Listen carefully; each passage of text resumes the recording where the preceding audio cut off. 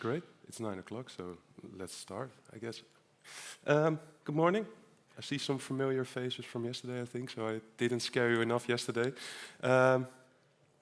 This session is all about the .NET supply chain. I talked to someone at the beginning who was more in another space than .NET, but I think that the type of attacks and the stuff that I'm going to show you today isn't .NET specific.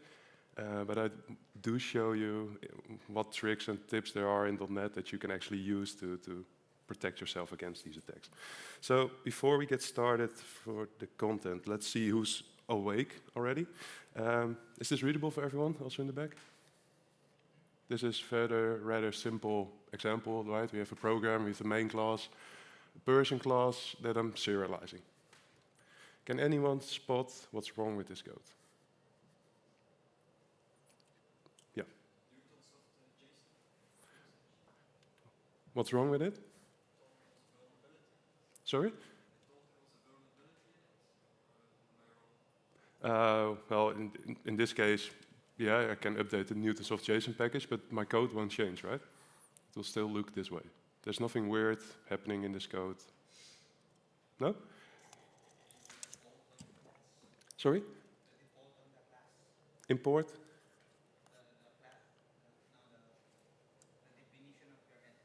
The definition of my entity? So the person, you mean? Yeah, it's valid code. I can actually show you that it actually builds.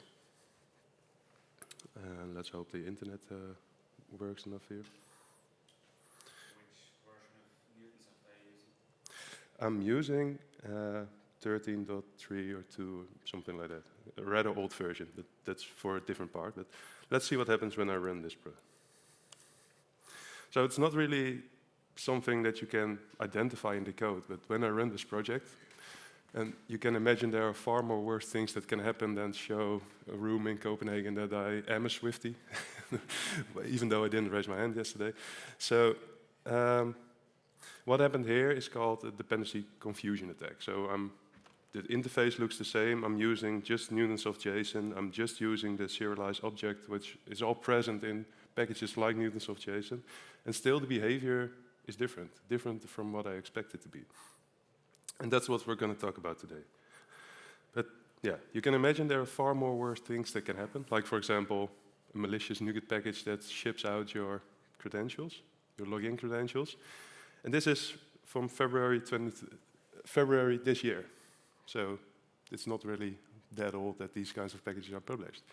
On the other hand, and someone mentioned it just before I started as well, there are also things like logic bombs being injected in NuGet packages. So you might not see the effect of a package right away of a malicious actor, but it might be that over time stuff is happening which you're not aware about. And you introduced it maybe 6 months ago, which is quite scary, right? SolarWinds attack, I introduced it yesterday as well, was one of the first supply chain attacks that was used to create a data breach in the US government. But what's even more interesting is that, has anyone seen this line before, this headline? The one engineer who may have saved the world? Was a .NET developer, or at least a Microsoft developer, who did some performance testing and he saw just this little spike of CPU usage, I think, for a certain package he was testing.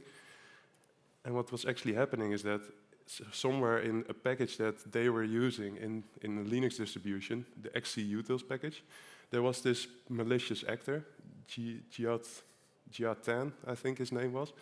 And he was actually an active contributor to a package, which was trusted. He became a maintainer for it. He made a lot of commits to this repository. But when you look when it stopped, January 24, I think a few months later, April 24, let's say, and that's exactly the time when this news article came up. So this actor was actually maintaining a package that everyone used, becoming a trusted contributor to the project, and then he misused it. So even though we trust people, they tend to do weird things. And that's stuff that's happening to maybe all of you today without even knowing. So let's dive a bit more into that. My name is Tom van den Berg. I'm a lead engineer for a company called InfoSupport in the Netherlands. We do all kinds of large projects for large customers in the Netherlands. I've been a lead engineer for the mission critical team at the Dutch railways for 2.5 years now, where we build all kind of cool stuff. And that's why I dove a bit more into, hey, how does this work? What's there in NuGet? And what can we do to make the world a bit more secure for us? So, stuff that's happening in the world is the Cyber Resilience Act. Has anyone heard of this one before? Great. There's this new EU law that goes into practice rather soon, and it states that there are producers of software software are held to a certain they had to apply to a certain law. So they, by law, have to do risk assessment, which means that they need to ship their software without any known vulnerabilities. Provide evidence for that. Provide security reviews to make proof that you do your security reviews correctly. Documentation, vulnerability handling process. Does everyone has a vulnerability handling process? So what happens if a new vulnerability is found at 7 a.m. on a Saturday morning, for example? And it's a critical. What do? Wait till Monday? Is someone waking up on that alert and fixing it right away? Think about it for yourself. What do you do in your project or in your teams if something like that happens? You're obligated to create an SBOM file, which we'll dive into a bit more, but it's called the software bill of material. There are going to be assessments, and there are, let's move a bit further. There are 3 different classes in which the Cyber Resilience Act works. There are the non-critical products, which are, these are classes, they are defined on the impact that the company or product makes for the country. So in the case of, for example, the Dutch railways, which is a critical infrastructure for the Netherlands, where we drive our trains, we operate the trains, and we make sure that everyone can go to their work, we're in the highest critical class. So each context has its own importance for a country, importance of the product, and that defines in which critical class you're placed. So if you're in the critical class 1 or 2, you have an independent auditor that will come to your company and audit the stuff that you provide for it. If you're in the non-critical products class, then you can do a self-assessment, which is nice because then it's like you can judge yourself if you do it correctly. And there's this new obligation to do vulnerability reporting at an instance which is called NDC, which we're not going to talk about more. So, the Cyber Resilience Act, when I asked if anyone know about this, no one raised their hand. So, and this is a screenshot I took, but if you go to the website itself, and let me refresh this so it's the real website. This was updated March 12, and the countdown until you have to be compliant is 3 months and 7 days. So I am a bit scared, but also a bit relieved that I can show you this information before it's too late.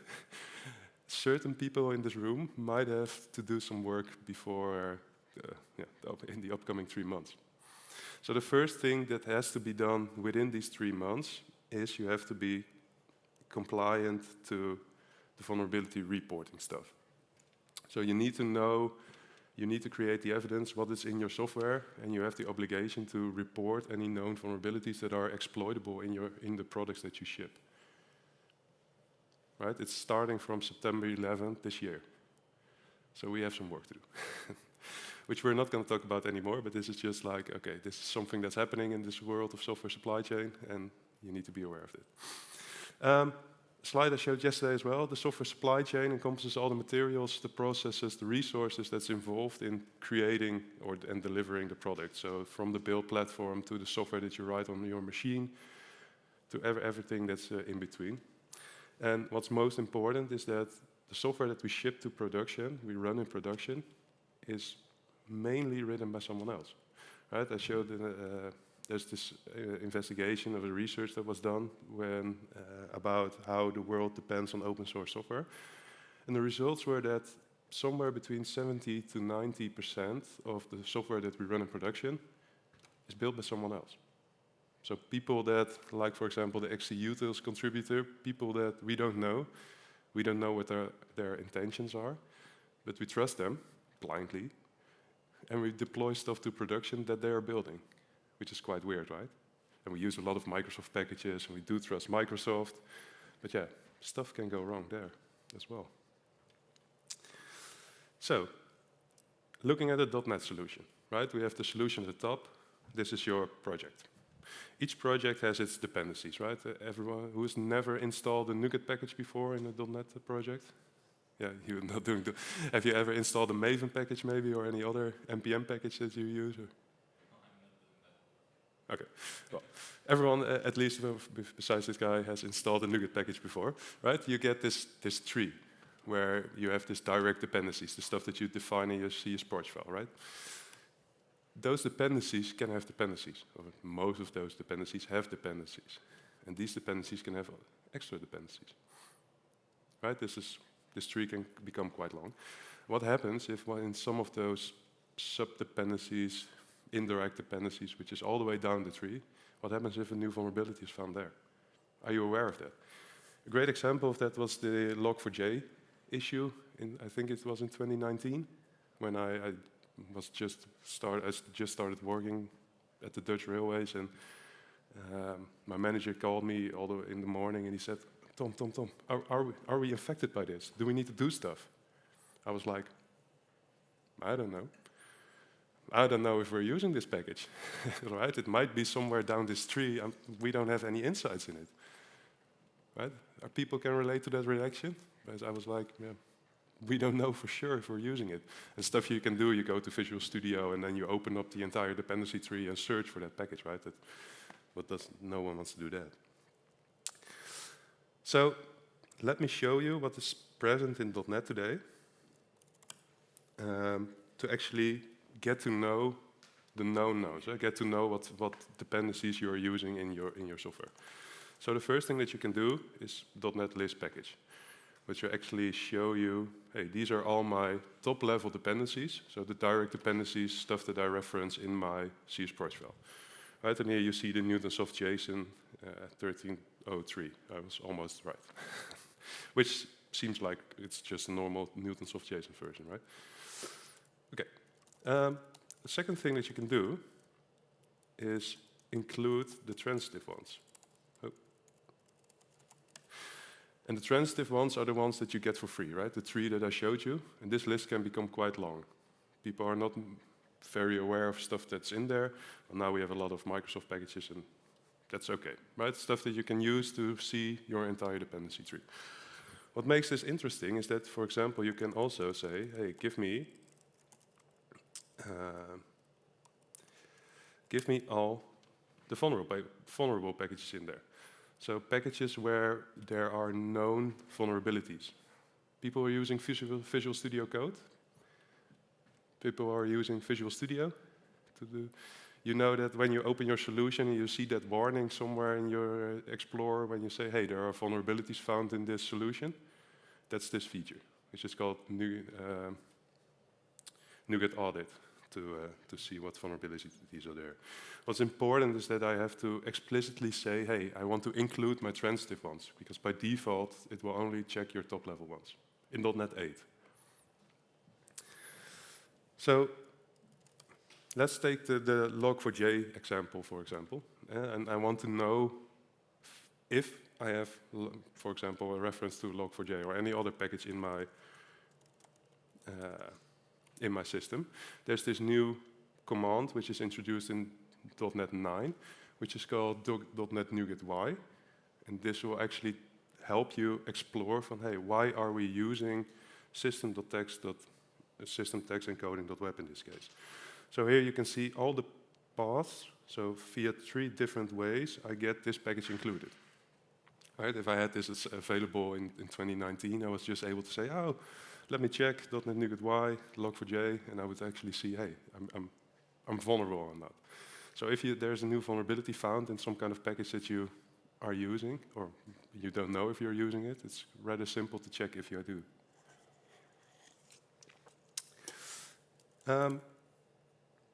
What's interesting is who's using a private repository to restore NuGet packages solely?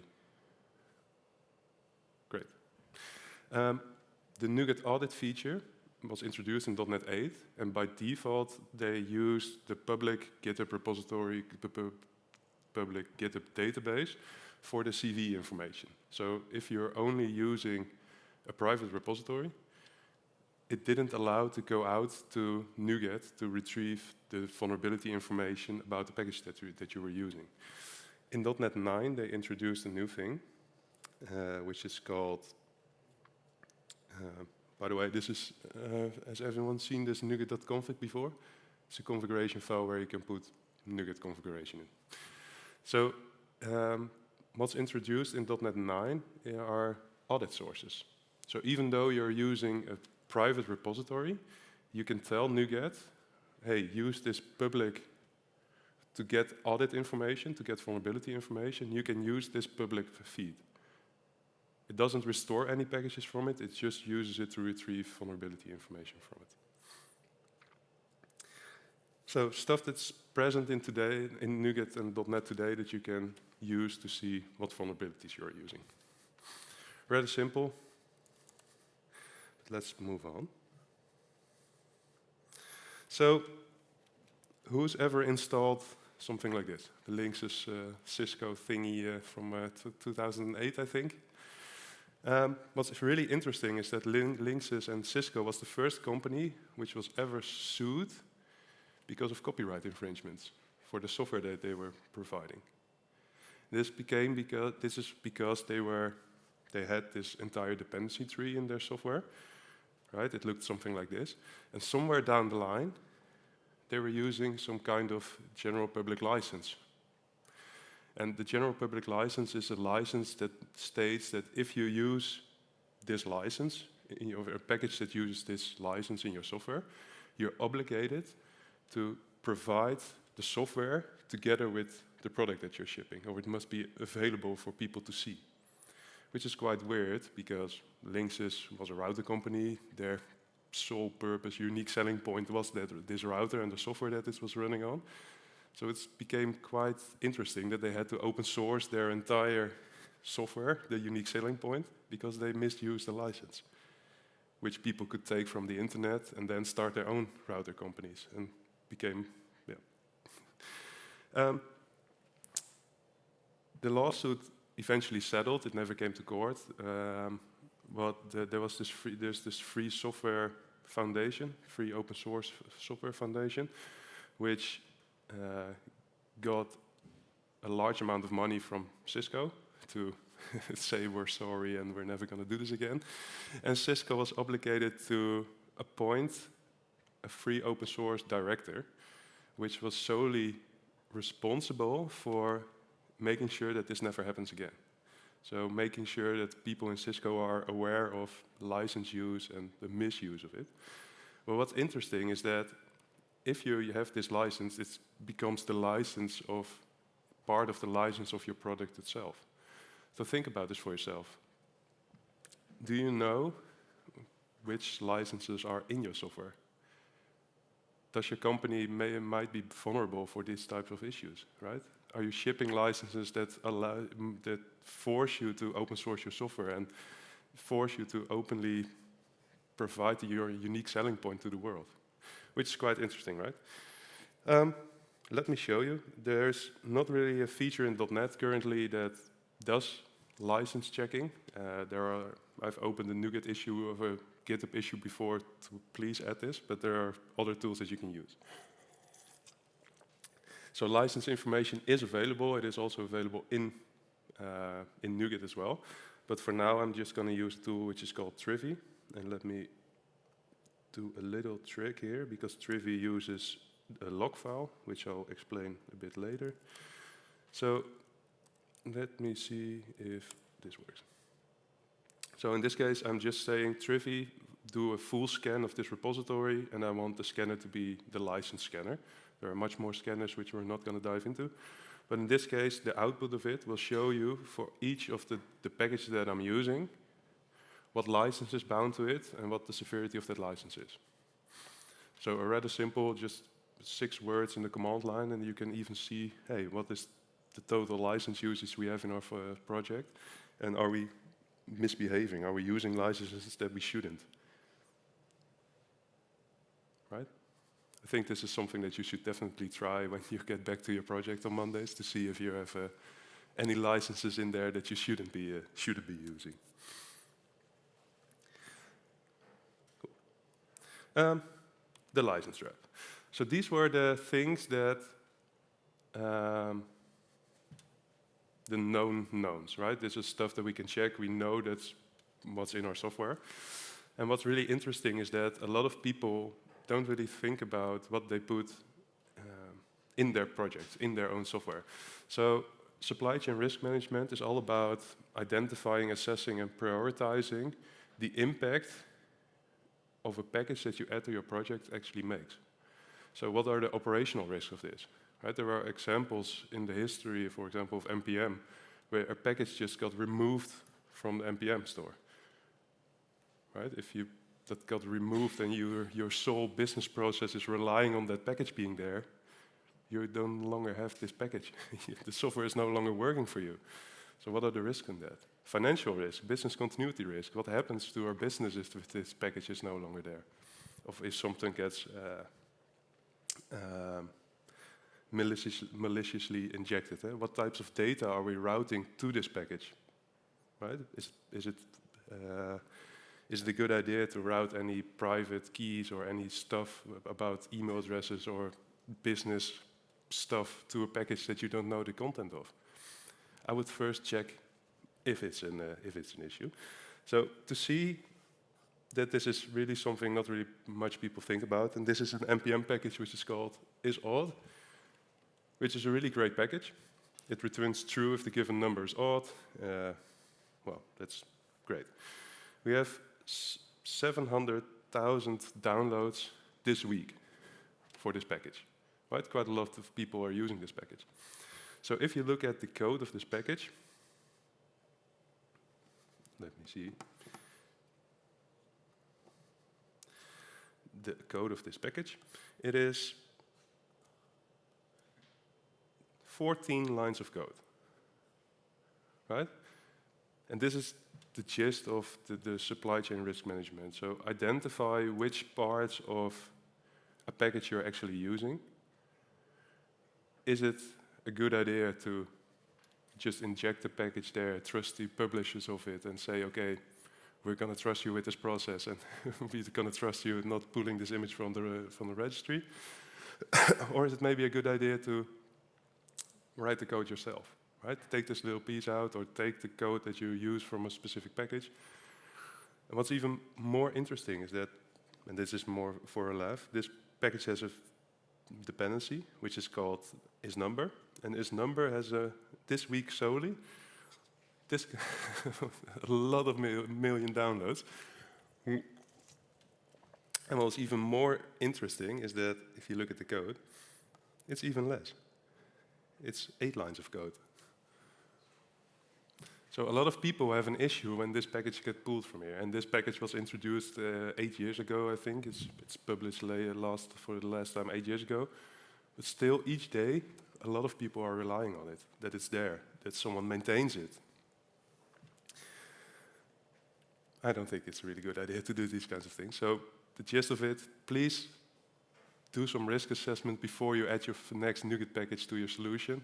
Think about the impact it has on your processes, and it might be a better idea to just write the code yourself. Who's dependent on it? Sorry?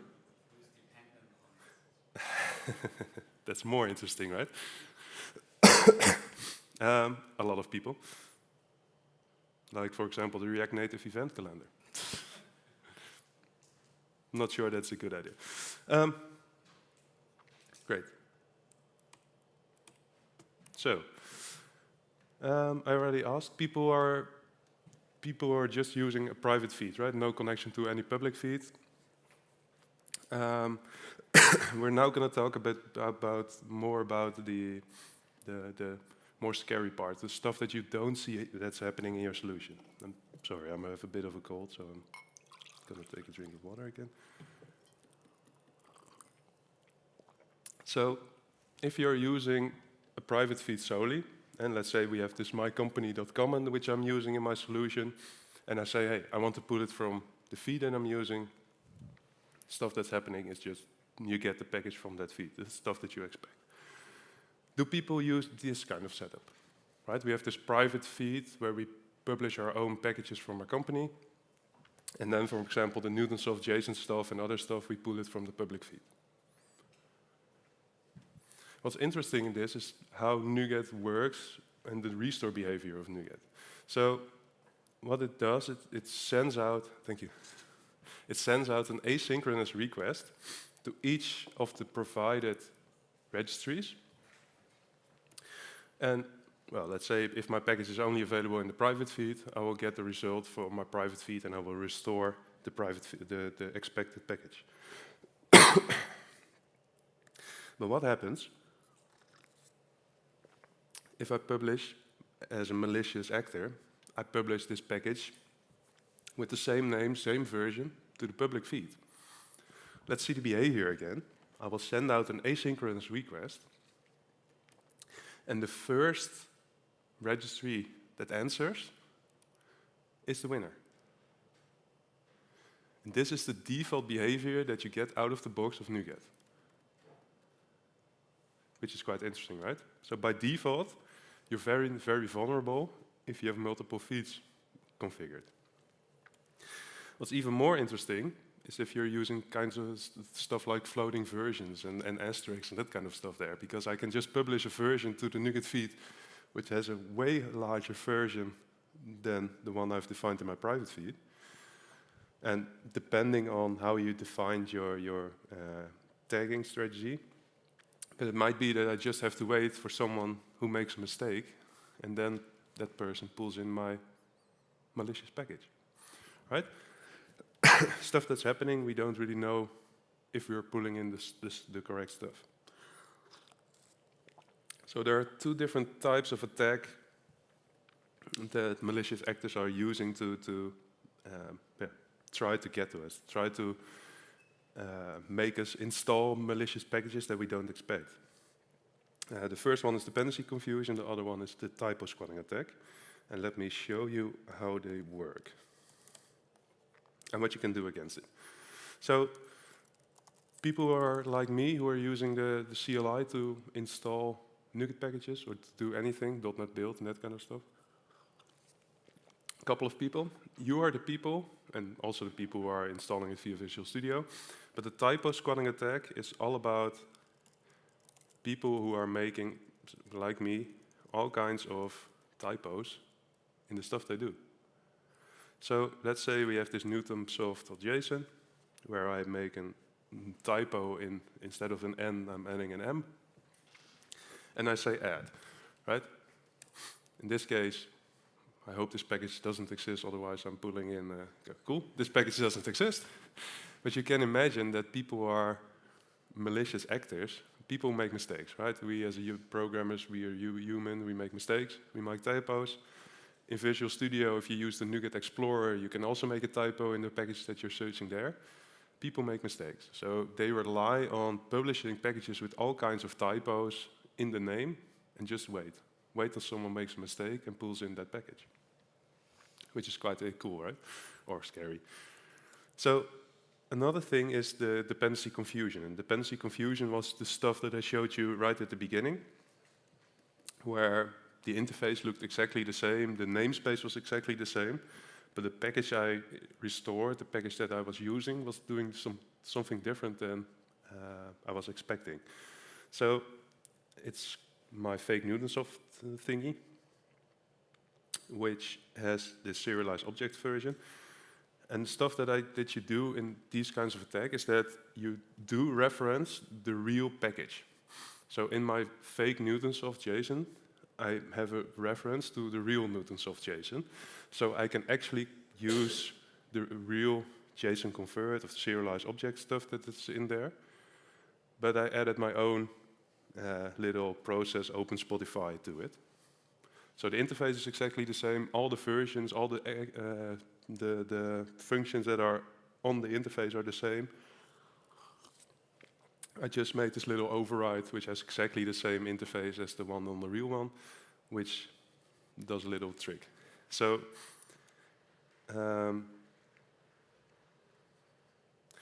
cool. dependency confusion. There are a couple of things in .NET that you can do against it. So the first thing is package something which is called package source mapping. A package source mapping, like the name describes, allows you to make a map and identify, hey, the packages from my company.common, I want to solely pull them from my private NuGet feed. Or Newtonsoft.json, I allow this one to be pulled solely from the public NuGet feed, or my private feed, or whatever. So best practices in restoring NuGet packages is solely use a private feed and have some kind of promotion process that you pull packages from the public feed to your private feed, so you're always sure that the packages that you're able to use are the ones that you actually trust. But if you have a multiple registry setup, package source mapping allows you to define from which registry you want to pull. So in this case, my Newtonsoft.json package came from my local packages. And let me show you if I just move this one place around and then do my .NET build again. So I haven't changed any of the code I just showed you at the beginning. And now I do a .NET run. And it still fails. That's interesting, right? And this is still, again, the Taylor Swift. Let's move that away from the screen real fast. What is happening here is that even though I added package source mapping to my solution, I tell NuGet to pull the package Newtonsoft.json from the public feed and use the original one, it still uses the fake one. And that is because NuGet, to improve the speed of the NuGet, they use a lot of local caches. Right? There are a couple of locations on your local device that NuGet uses to store earlier pulled images or earlier pulled packages. So by default, NuGet ignores everything I have in there for package source mapping, whatever. They only use it when the package is not present in the cache, which is an important thing to remember for a later attack that I'm going to show you. So what you can do is clean all your locals. So now you can see, hey, I have this HTTP cache, my global cache, my temporary cache, all kinds of cache, the plugin cache, all kinds of cache are being used locally. They're all cleared now. And now when I do my .NET build,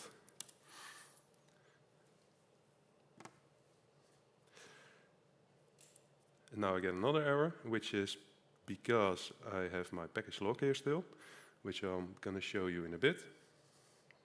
So let's delete this one. And I thought I commented this one out again. So the build succeeds, and now my run should actually output the expected output, the JSON representation of John. So even though I didn't change anything in my code, just because of moving around all kinds of NuGet packages and clearing caches and stuff, I get the expected behavior from it. So package source mapping. A different thing that you can do, which is called trusted signers. And trusted signers is a feature that allows you to add a certain list of trusted publishers of NuGet packages. So let's say in this case I have all kinds of trusted signers here because Microsoft tends to publish a lot of packages. I trust a certain set of publishers of Microsoft packages. So in the case of, for example, the typo squatting attack, if I make a typo and it's published by someone I don't trust, NuGet will actually fill the restore and say, hey, I'm pulling this image from an untrusted publisher, so I'm just going to stop. I can't demo you that here on my Mac because this feature isn't working on Mac OS, which is interesting because it works on Linux, it works on Windows, but it doesn't work on Mac OS. So if you're building a .NET MAUI app, for example, for OS X as well, or using OS X to build a .NET MAUI app to be able to run it on an iPhone or whatever, this feature doesn't work for you. Yeah, so I can't show you here why it's that it works or that it doesn't work. So the third thing that you can do against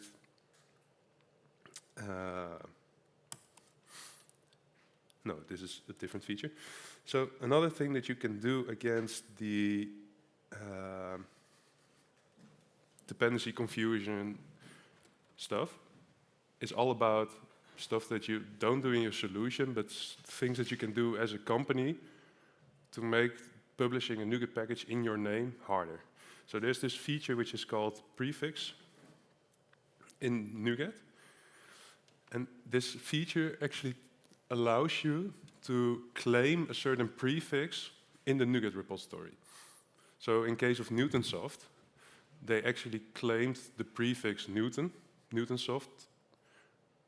So anyone who tries to publish a package in the name of Newtonsoft dot will fail because the prefix is claimed.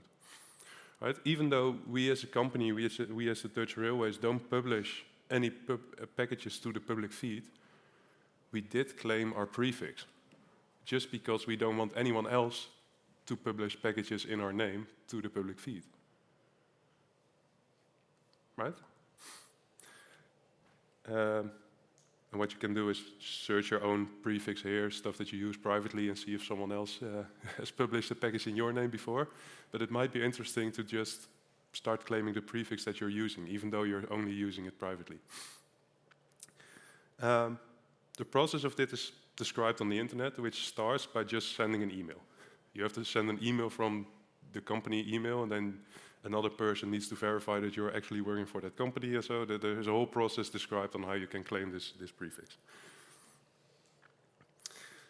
Cool.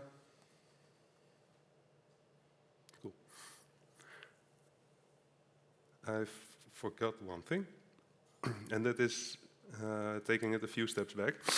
So what I told you is that going back to the NuGet audit stuff a bit, because I forgot a piece there. By default, in .NET 8, the versions were like this, right? NuGet audit was enabled, so true. The NuGet audit mode that you can configure was by default only set to your direct dependencies, so only the ones that I'm directly referencing in my CSports file. In .NET 9, they changed this. At the release of .NET 9, it was still set to direct. But at 9.02, so a patch version of .NET, they changed this to all, which was a breaking change. Because a lot of people, what they do is they add this treat warnings as error thing. So if you get a warning output from your build that states, hey, there are warnings if there are issues in the solution, let my build fail. But because they changed the level they audited on, a lot of builds broke, even though there was no major or minor change in the .NET version happening. So yeah, what I forgot to show you is that you can influence the levels that you're auditing on and which packages you are doing. By default, in .NET 10, they changed it again. So the default that you get is, I want to by default have a NuGet audit on. I want to check all the packages, so also the transitive ones, and I want to audit on the lowest level of severity. So if you upgrade to .NET 10, you get this for free. That was what I forgot at the first part. So we've now established a working solution locally. We're sure we are using the packages that we intend to use, right? We use package source mapping, we use all kinds of stuff, trusted publishers, to make sure that we have the stuff that we want on our local machines. This feature is done, testing is done, whatever, we're gonna push it to the build environment. And what's really interesting is that if you build something locally, and the output of that, you want the output to be exactly the same as you get from your build machine, right? Which is called a reproducible build. So there are a couple of things that influence the outcome of a .NET build locally, which is the .NET version that you have installed, which are the NuGet packages that you're restoring, and which is the cache that you have, right? With which packages you are restoring for the cache. And these three components combined together including your code that you write, and combined together produce the artifact that you have. But what happens is, well, my animation broke. What happens if on my build machine, my cache gets poisoned, for example? This is the stuff that happened in going all the way back, the SolarWinds attack. People got access to the build machine. They were able to put malicious packages on that machine, make sure that the build on the machine, on the build environment was differently than the ones that was from local. So the output of this will be different. So let me show you what is in .NET today that you can use to make your build more reproducible. And the first thing is, and I showed you it a bit already, is the log file. And a log file is a file that auto-generates when you do a .NET build, and it contains all the packages, including the type. So if I have it directly, which version was requested, which version was resolved, and the digest, the content hash of the actual package that was resolved. This is a file that you add to your Git. So please commit this file always with your solution. To generate it, I went a bit fast, but you can use the restore package with log file here to just make .NET generate this file. It's just really easy. And the thing that you can do, and what you should do on your build machine, is you can do a .NET build -- log mode. And this tells the .NET SDK to not restore any package. It is going to restore packages, but it's only going to restore packages that are compliant to the stuff that is defined in my log file. So if a package is restored which has a different hash, a different version, anything different than what is defined in this file, my build will fail. So let's see. There's this unknown switch.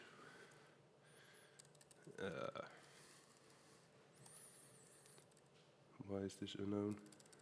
Restore log mode. Sorry. Great. So I'm now trying to restore with my log mode. And now it says, hey, there's this package which has a known critical vulnerability, which is because I have this thing turned on. Let me move this back. And let's say, for example, I want to use a different version of this locally.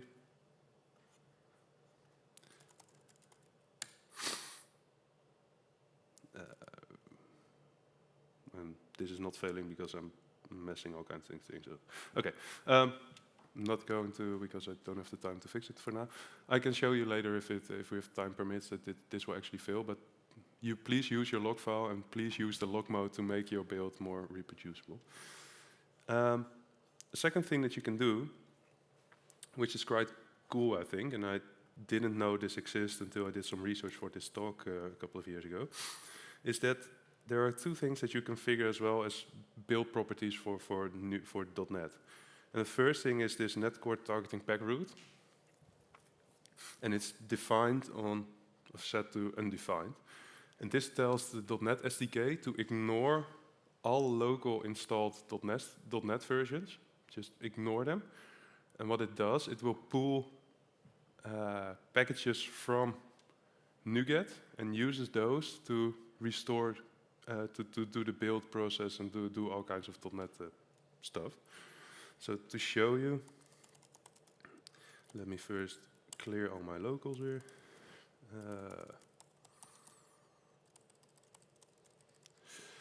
Restore.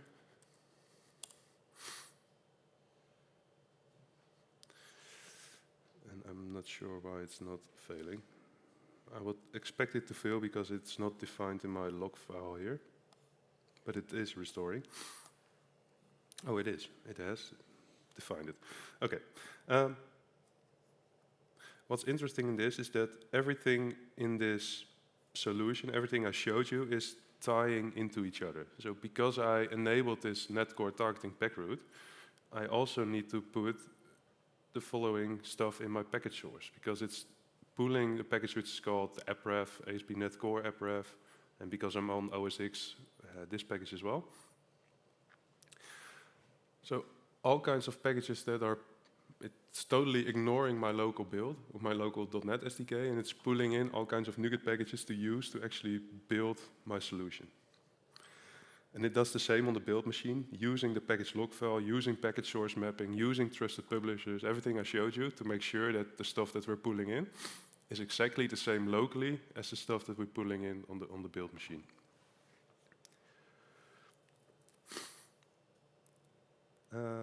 Yeah, and there's one more thing I didn't show you, which is in this one again. So there's also this implicit NuGet fallback folder. And this will actually tell NuGet to disable any caching fallback folders. Right, there are a lot of them, like I showed you locally, which is this one. So if you want to know more about all the caches and stuff that are there, it's quite of a deep dive, but it's quite good defined on the documentation side, which caches and local caches there are, and all the solutions that they have. But using this implicit NuGet fallback folder will tell the .NET SDK to ignore a certain set of those caches to at least make sure that if there's any tampering happening on that cache, it will ignore those packages. And the same for the library fallback folder, which is an F# cache. But .NET, if it tries to restore NuGet packages, it also looks at the F# cache. So don't forget F#.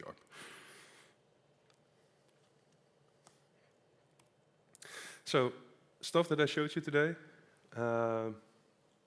is all in the process of becoming more secure by design. So we've seen NuGet audit to see, hey, what are the vulnerabilities in our software? We've seen the license validation to known knowns, the prefix claiming I showed you in the NuGet repository, package source mapping to make sure that you pull the images from the expected registries. Ignore any pre-installed software by using that undefined in netcore targeting pack route. Use your log file to make sure that the stuff that you restore locally is the same that you restore on your build machine. And please don't forget to clean your NuGet cache if you're doing all kinds of weird things. So this is all part of building software, deploying software, right? You can do these kinds of things in your build process and make sure that your build fails if anything of this goes wrong. But there's also the next step, right? We deploy it to production, and then you get to the process of, okay, it's running there. It might be a service that don't change a lot, which causes us not to touch it anymore. So there is this thing called observability, and this is also part of your supply chain as well. So the SPOM file is the software bill of materials, a machine-readable file that is generated, or that you can generate, that contains all the dependencies in your solution as well, including vulnerabilities and all kinds of stuff. And an SPOM file is something that you can generate, which I'll show you in a bit. And you can upload it to a tool, like for example, we are using dependency track for it. And dependency track, let me show you real quick. Dependency track is a tool that is free of use if you host it yourself, which you can upload a BOM, and it continuously monitors based on CVE databases if there are new known vulnerabilities found in the packages that you're using. So let me show you real quick. There are all kinds of tools and they're all bad, I think, because every tool that you use has a different kind of output to generate an SPOM file. But in this case, I'll just show Trivy again. There are two different types of format. So for now, I'm using Cyclone DX1, which is mainly, there are two main types. You have the Cyclone DX1, which is mainly for the vulnerabilities and the dependencies that you have in your software. And on the other hand, you have the SPDX1, which is by origin meant to do more license checking and that kind of stuff. So they are more and more intertwining with each other. So the content of them are largely the same, but they have different origins. So when I open this SBOM file, you can see, for example, hey, I have the BOM format, which is here, generated by Trivy, which is interesting. And then all the components. So in this case, it also sees all kinds of transparent dependencies, including the licenses that they have. And everything that's in my entire supply chain, in my solution in this case, is in this file. Like I said, if I run this same SBOM generation with a different file, the output might be different because the tools tend to be, it's hard to generate these files. But yeah, this file can be used to upload to a tool like, for example, dependency track to continuously monitor anything that's happening in your supply chain. And another concept and another thing to take into account is that even though if you go back to your company and you find like, for example, 200 vulnerabilities in your solution, which can be, it's good to put them in perspective. So there's this thing called the vulnerability exploitability exchange, which is also some kind of format. It's not really a tool, but there are a lot of tools that claim to be able to generate these kind of things. But what it does, it puts the vulnerabilities into perspective, right? So let's say there is this vulnerability in a package that you're using, which causes HTTP or authentication to be breachable or whatever. But if you're not exposing any API that uses authentication, then the vulnerability is not exploitable, right? So it might be that even though you have 200 vulnerabilities in your software, you're still able to put them in perspective, and it might be that there are only 5 critical ones that you need to fix. Even though the vulnerability, the level of the severity of those vulnerability can be low, if they're exploitable in your software, you need to fix them. And it's all based on context on how you're using the package, if you're exploiting it, and if it needs to be fixed. Stuff I talked about yesterday. If you want to do more read up about more than just .NET stuff, definitely have a look at the Salsa framework, which ties a bit more into generating provenance, generating all kinds of evidence that can be verified. Stuff that we've looked at and what you've learned today. So different types of supply chain attacks in .NET, right? We saw the dependency confusion, the typo squatting attacks, we've looked at supply chain risk management, right? Think about what you're going to do next time you're going to install a NuGet package. Are we going to use this one? What's the impact of it? Or are we just going to decide to write the code ourselves? We've seen all kinds of hands-on stuff that you can do to make your .NET solution more secure by design, and about creating transparency in the shape of the SBOM file and monitoring it. So please, the first thing, if you walk out this room, the first thing that you should do if you go back to your solution on Monday, please have a look at what are the vulnerabilities in your solution and start by making the world a bit safer by fixing them. Thank you for listening.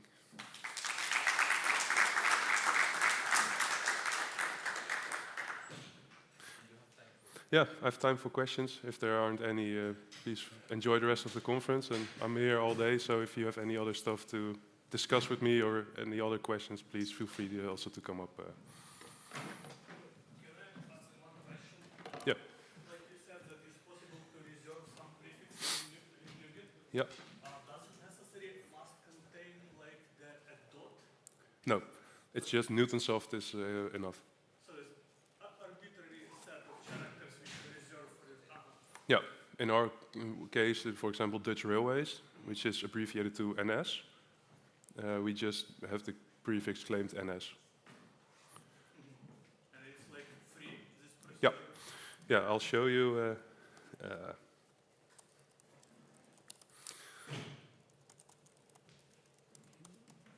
NuGet prefix claim.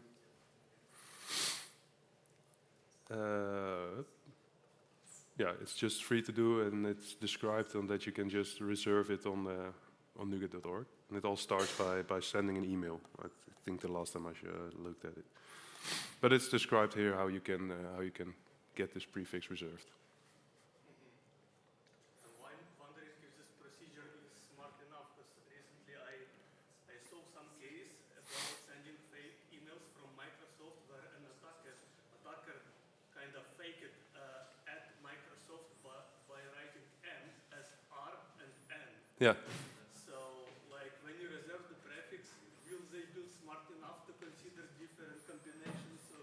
I hope they do ASCII matching for it instead of just looking it by eye. But yeah, I hope it's. I think it's smart enough, or at least it should be. And otherwise, you have a nice bug to.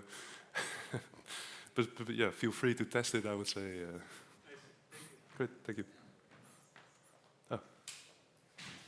Is Trivy working in node packages as well?